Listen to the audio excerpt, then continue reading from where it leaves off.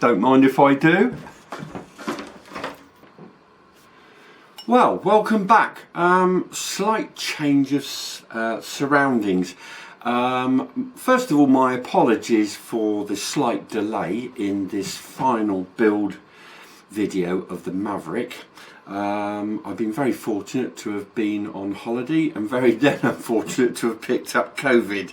And the other problem is for some strange reason my cameras do not like my cabin when it's very cold. So anyway, Maverick, we're up to the installation. Let's catch up. We've got our fuselage all done, covered, painted blue. And then we've got our tail surfaces, which I've done, and these are all covered. That's not hinged at the moment, we're going to talk about that in a moment. And then we've got the obviously our main wing, we've got our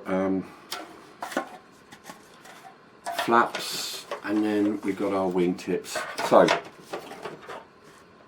the plan of action. I'm going to concentrate on the fuselage to start off with, and we're going to concentrate on particularly the tail surface, because this is a slightly different operating system than we've done in the past. So this is using a spring hinge with the pull system. So the idea is the spring will actually open up the control surface permanently one way, and what you've got is a wire that's resisting it and pulling it back and keeping it in place. They can be quite tricky to set up, and also that's one of the first things I want to discuss about the hinging and setting up on this. So let's crack on with the rudder and elevator first on the Maverick F5K. Now, I've not used film covering, and I'll tell you why. I'm using feather cover from Angel Wing Designs, and I would be unhappy about using any covering, just as the hinge on this, because we're going to be using this spring type hinging. So what I've done is I've used this UV resistant tape, which I've used in before, it's been very successful. And I have bent myself, so this piece of wire is 55 millimeters long, and it has two right angles. They are 10 millimeters long each. So the idea is I put my hinge on, and that's working very well. The reason for me not using the covering is you'll find that with this spring type hinging there's a lot of twisting action, and I'd be slightly concerned, and I have had it happen in the past, that the torsional effect will actually delaminate, and then you'll end up with an in-flight control not working properly. So all I've done is I have just laid my wire, if I can show you that. So I've bent my wire up, I've put it into the center of the pre-marked holes, and then all I'm doing is I'm just opening that up. I'm going to pop that into there, making sure it goes in at right angles, and that is a sprung control surface. Now my advice is, when you've actually got those holes established, I would just wick a little bit of cyano just to strengthen those holes, because they are constantly going to be flexing in those holes. So a little bit of security. When you've got your geometry sorted out, then I'll just wick a little bit of super glue in there, and that'll be fine. Now all we're going to do now is we're going to add the horn, and I'm going to do exactly the same thing on the elevator, but I will show you what it is with the dimensions. One thing to note, with the wire I got in my kit, I only have literally got enough left to do the rudder. I've had to supply my own wire for the elevator.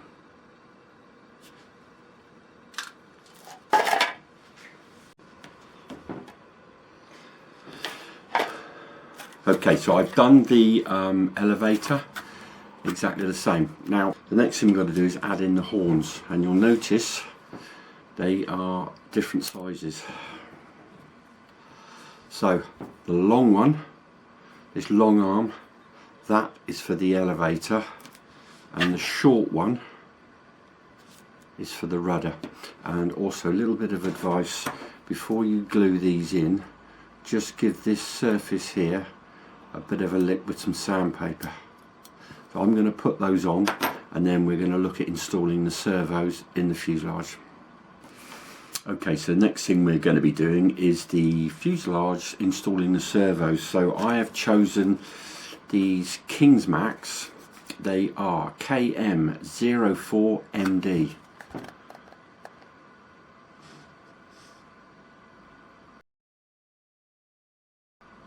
And these appear to drop straight in. They're metal geared. So I'm going to put these in, and then we're going to talk about the control wire system.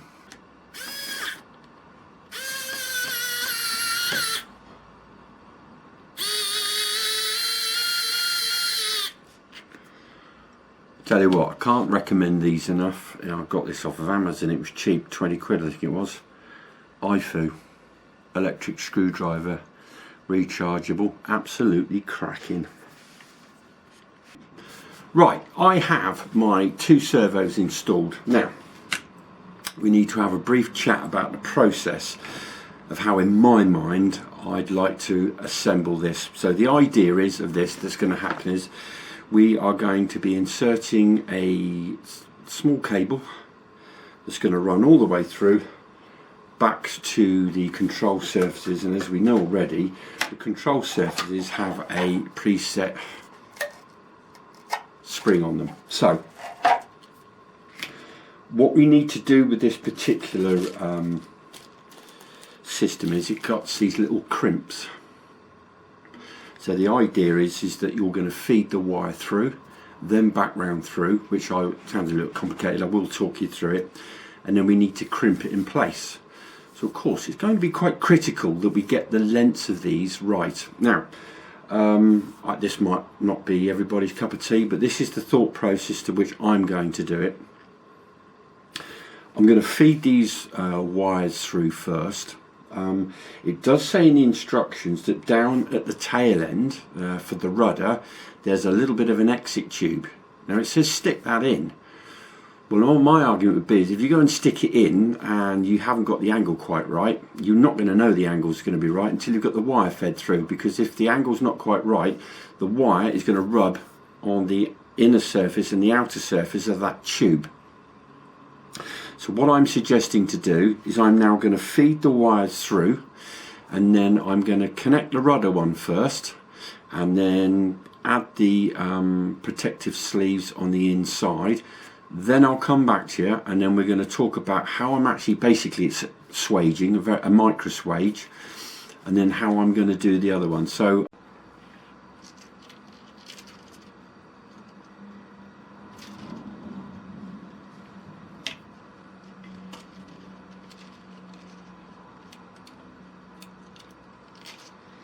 all I can say is, Gene, this is a cracking glider.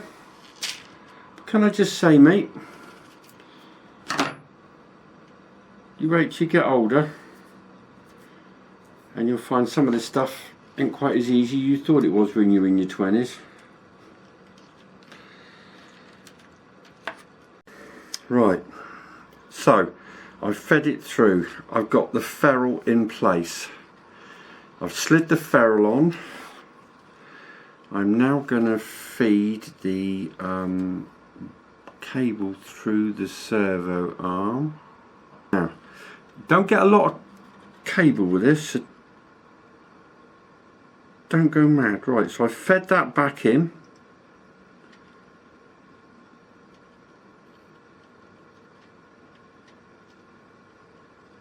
So I fed that back in. So I've got a loop like so. And then all I'm going to do is I'm going to pull enough out, turn it round and stick it back in.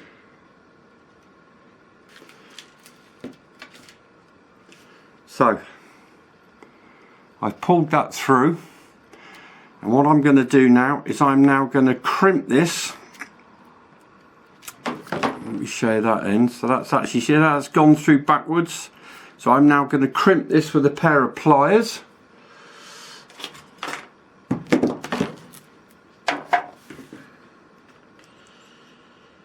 And then afterwards we're going to wick some cyano in, but I honestly don't think cyano is going to make a big difference. Right, there we go. Fingers crossed.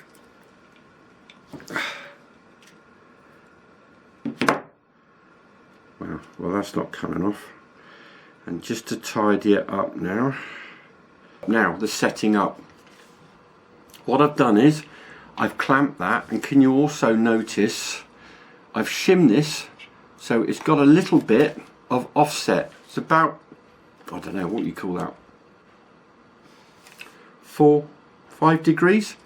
I've done that deliberately because with the spring, when you actually add it, you're gonna get a little bit of give back on that. So all I've done is I don't know if I can show you that or not, I've just put that there like so, and I've whipped it round, so of course that's given me a nice right angle. So what I'm going to do now is I'm going to set up that collar system, clamp it all, because I now know that if I mark that right angled position with a little felt tip, I'll then do another loop system like I did at the other end.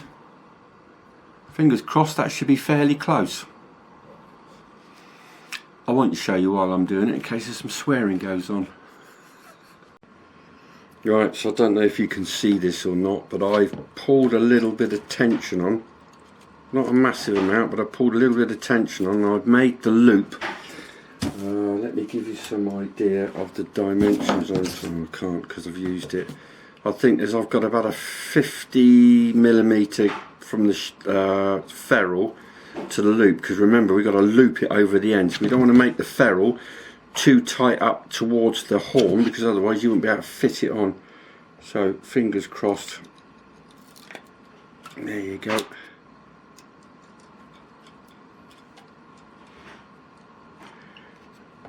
That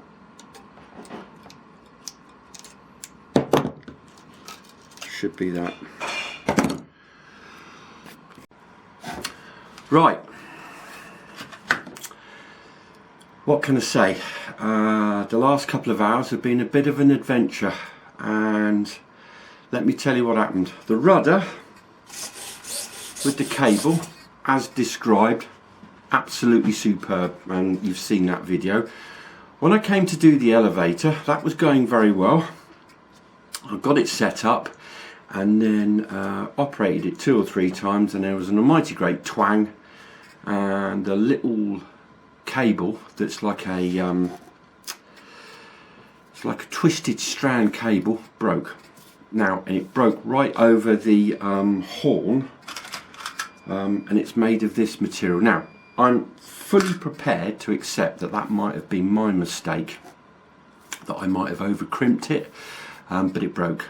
So I was thinking to myself, what am I going to do? Now, in the past I have used braided fishing line.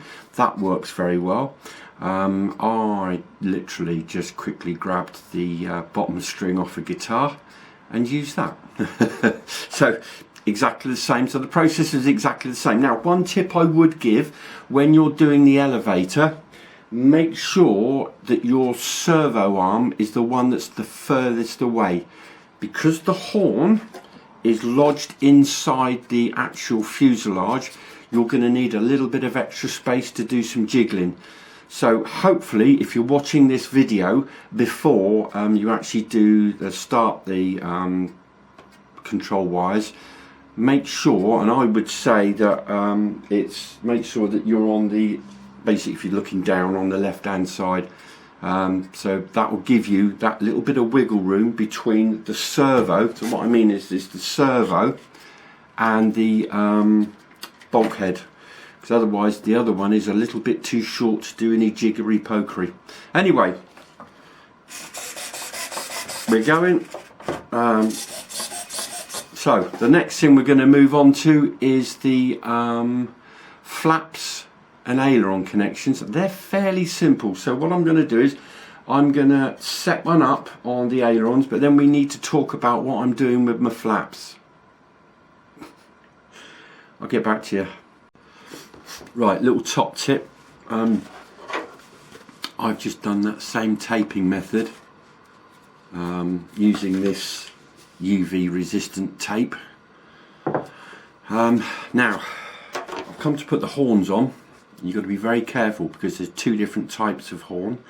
You'd have to be pretty stupid to get it wrong, but just to let you know that the one that's got the longer run here is for the flaps, and the shorter one is for the ailerons. And it's pretty obvious because when you hold that up against there, that's the one that fits in that slot, but just to be careful.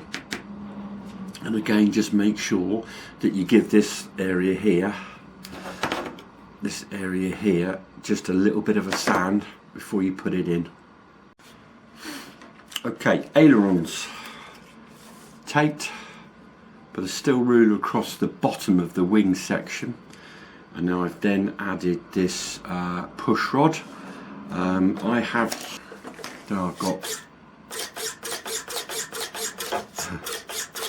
huge amounts of controlled surfaces, which actually for possibly aerobatic purposes, and something that we're going to speak about in a moment about the flaps. So that's the ailerons done. It went very well. I am now going to go on to doing the same connections with the flaps, and if I come up against anything I'll give you a shout, but I think it's basically going to be the very similar process. Okay, quick top tip doing the flaps. Let me show you something. What I've done is I've actually set the whole wing up because the flaps are very close to the fuselage. Just make sure I've taped mine in position so I know I'm going to get the hinging spot on, because what you don't want to do is do the hinging without it in situ and then find it's binding on the fuselage. So a little top tip there. So I've done the flaps exactly in the same way as I did the ailerons, and I put myself a steel rule across here and clamped it, and I think that should stop it. And I managed to get some vertical movement as well because I want to be able to mix it with the ailerons as well, but that's something for a later video. So I'm just going to put it all together and find out how much she weighs. Okay, next thing we're on to is servos for the fuselage, and I have selected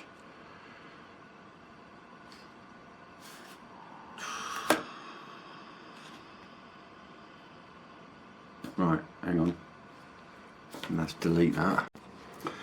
Well, there she is, she's finished. Flightpoint Maverick F5K.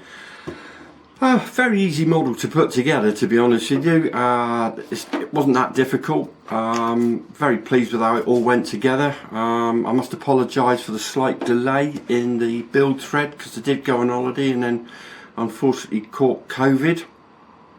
I hope I've chucked in some useful tips and tricks.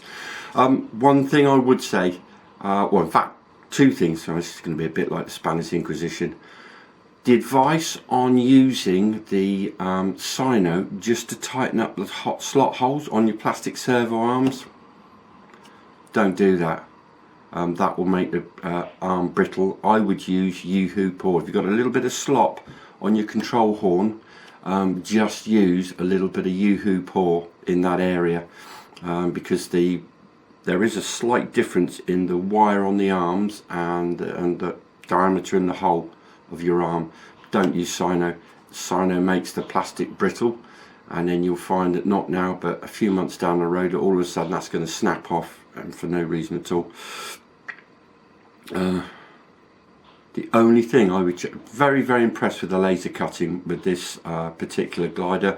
The only thing I would personally change if it was me, and this is a small point, I don't like those control wires. It was like a braided, very fine braided wire. I don't know why mine broke. In all possibility, you know, perhaps I massively over compressed it, and it might be my fault. But personally, if it was me, I'd either be using some small gauge wire, a guitar string, or I've got on most of my F5K models, and that is I'd be using Kevlar fishing line. Anyway, well done Gene at Flightpoint, and we're off to do a very basic test flying with this. The C of G is as marked, and just out of interest, the battery that I've used is this one from Overlander, which is a 600 milliamp hour nickel metal hydride.